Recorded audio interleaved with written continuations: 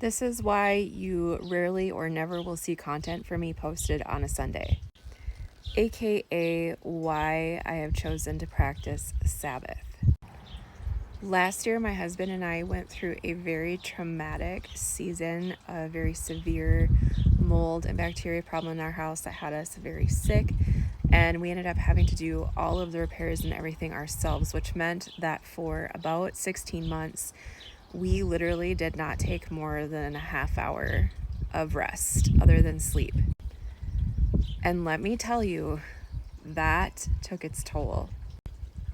In fact, I'm still dealing with injuries because of the fact that I never gave myself a chance to rest.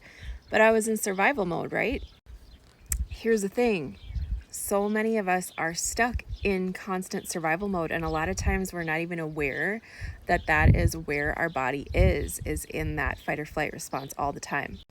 So ironically, while I was doing all those home repairs, I was listening to a couple of different books that were talking about some of the lesser known spiritual disciplines, and one of those being taking a Sabbath or having a day where you just don't do what you normally do.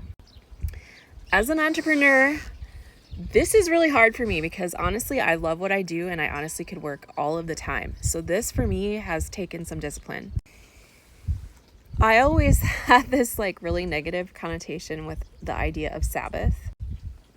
I saw it as this hyper religious thing that you did. I remember in the Laura Ingalls Wilder book, she talked about how much she hated Sundays because they didn't get to do anything fun. I felt like that as a kid growing up too. Oh my gosh. And then the only thing on TV was 60 Minutes and Matlock. Horrible. But the whole concept of the Sabbath is very different.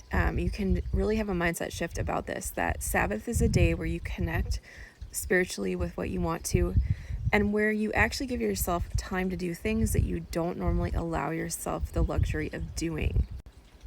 Type A's, I am talking to you right now. So for our Sabbaths, we've found this as a time to connect spiritually at church, to connect with each other as a couple, and then also to actually give ourselves permission to do some of the things that are very simple, like go for a hike or make a beautiful meal and have some great wine.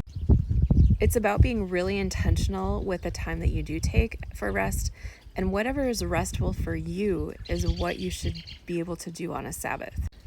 A big part of that for me has been the idea of becoming unavailable. And as an entrepreneur, that's a difficult thing to allow yourself to do, but I find it's when my nervous system really rests. So no content from me on Sundays, and that's why, but follow for more.